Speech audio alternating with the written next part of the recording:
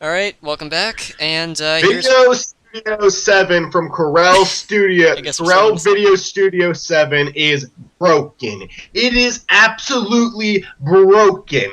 Corel is not it's like Corel is kind of the go-to software whenever you don't have enough money because they have more than just like they have Corel. They have like the Corel version of Word. They have the Corel version of Flash. They have the Corel version of any video editing software. But Corel Studio 5 is good if you're trying to get started and don't have a lot of money because you can get the job done. And if you're a good editor, you can make it work. You can make it work. There's a lot of overlay tracks. There's a lot of audio editing. There's a lot of options with color correcting.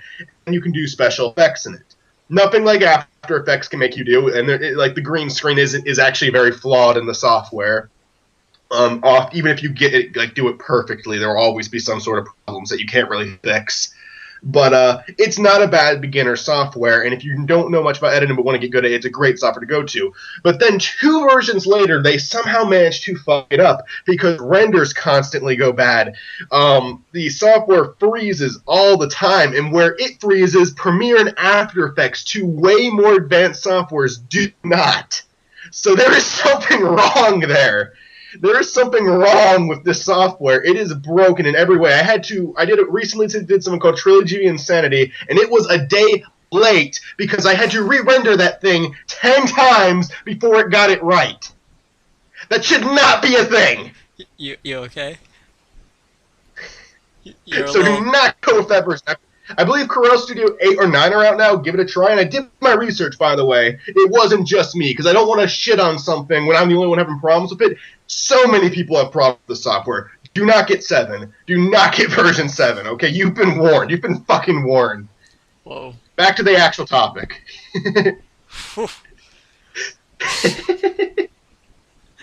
Okay. I could do a whole podcast You on the have like problems a of Corel. picture on your wall of Corel Studio with a knife stabbed in it, and a big red X. Do that in one of my videos now. Yeah. Like for a skit. No, it's gonna happen. You gave me an Or for idea, your and I'm review, going to actually, that use you were it. gonna do. That's a good idea. Like to start off. I might do the review on it. It's just I don't know. It's It's a good time. idea That's to the main start it off, issue. though. A little skit kind of thing for it. That'd be funny. I think it'd be funny just if it was in a random skit that had nothing to do with Corel, and then on my wall you see the disc with a knife put through it into the wall. But okay, going to the actual topic, because now it's my turn to talk about it. Unless, like, are you done, Zach? No, before you start, though, I just want to point out, yes, I realize the internet connection problem keeps showing up on the bottom here, guys, and I can't do anything about it. So, yeah, listen to Mike talk now. Okay, so my experiences I'm not gonna go on about the same thing that Zach already talked about. I'm gonna more talk about like what we actually do every single time.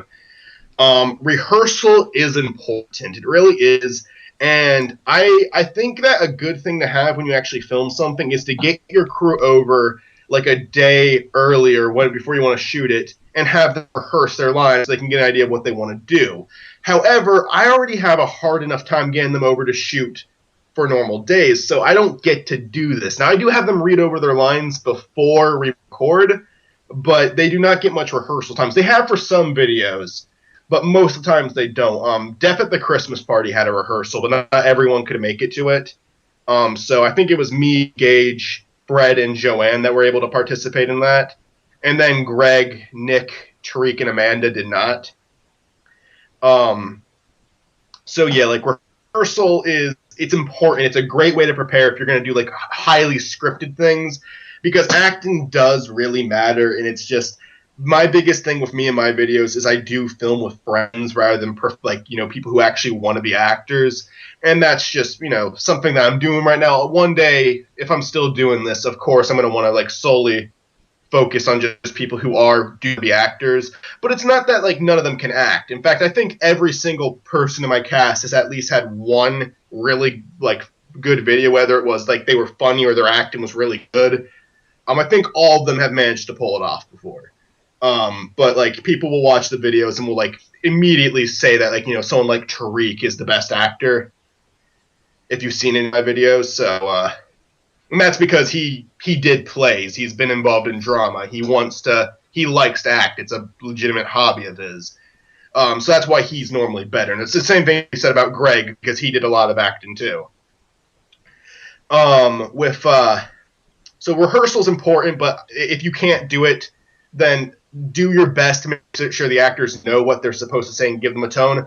The best thing you can do in those scenarios is just direct as much as you can and not accept a bland line. Because I think, like, the acting can be rough as long as the character is shown some sort of emotion, it's good. But if a character just says a line that says bland as hell, you redo it. Because that's like, there's nothing worse than a character that doesn't sound like they care at all. The acting can be kind of I think having acting that's irritating is better than having acting that has no emotion into it. To add on top of that, I think it's very important that you have a good level head and can understand how people work, so then you can kind of know what is good and what is bad. If you're good deciding vote on that, if you know right and wrong, I think that's also very important. I mean, if you don't know that, you don't know right and wrong, I guess that's kind of whoever raised you's fault. But it is what it is, you know. Yeah, it's Michael's fault. But no, that's very Well, it's all important though. fault. If you don't know that something is bad and you're doing it anyway, you know it's not your fault. But if you're doing something that you know looks bad and you're not doing anything about it, you shouldn't be into filmmaking, dude. Like you're giving us filmmakers such a bad name, and I talk from experience. I have seen people that piss me off. I don't say a thing, but they piss me off, dude, because I really do mean it. They give us a bad name. They make us look really dumb because, like, ooh, anyone can do this, when, no, it should be certain individuals that should be into this field that are passionate about this. It sucks. Mm-hmm. It really sucks. Oh yeah, and there's a lot of people on YouTube who just make absolute shit, but they get away with it because they hire someone. YouTube is like They the hire, founding they place either of it. hire it. They have an HD camera, which anyone can fucking, like, anyone with money Yeah. can get an HD camera. Yeah. That having a good quality camera, because like that doesn't mean shit. And most of the time I see Not those HD. YouTubers. This is not HD. I started off with this. You do not need to start off with HD, guys. It is still good quality. Look back at some of my older videos on my own channel. It's still good quality and great audio. Just don't go to Well, like, ooh, what's Tobuscus using? Screw that, guys. Come on. Come on. Tabascus isn't that bad. No, I still, like, popular YouTubers. Oh, this is what my favorite YouTuber uses. I'm going to go for that instead of getting experience with other little things. Like, yeah, I feel like we're getting off topic again. Sorry. We really need to do a rant Oh one, my because that's what God. we. I think I that's just what we finished keep it, though. doing. That was really all I had to say, though. Yeah, I'm okay. I'm almost out of time, so like, Okay. mainly this was the acting part of it. I'm gonna say a few more things about acting, Okay. but like, casting. Always think of what your cast member can do. Like I definitely thought of it, like, because for like Across the Fourth Wall, Tariq, we have him, like, his character Chadwick is like constantly breaking into different characters. And that's because Tariq's really good at improv. So like, it's best to always know your actors. I think Gage's character is very sarcastic. He's a smartass, and he kind of has that dry sense of humor where he can do that perfectly. And Donnie, my character, had to like do a lot of freak out scenes. And he had to have a bad temper, so that was for me to do, because you just saw my rant before. So yeah, like stuff like that is just always consider the right people. And have them read a few of the lines before you cast them. Like, do whole auditions if you can, because like if you don't have time, when you don't have time to do rehearsal, that's understandable. But at least take the time to hold auditions, because that is doable. It is very doable. And Across the Fourth Wall didn't have the most professional audition tape for it, but it did have an audition for it. So yeah, we did.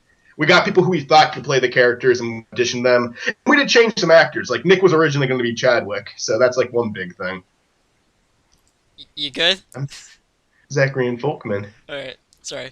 But we have to end this, so until the next part, until the next rant from Michael Bemis. You want to say bye? No.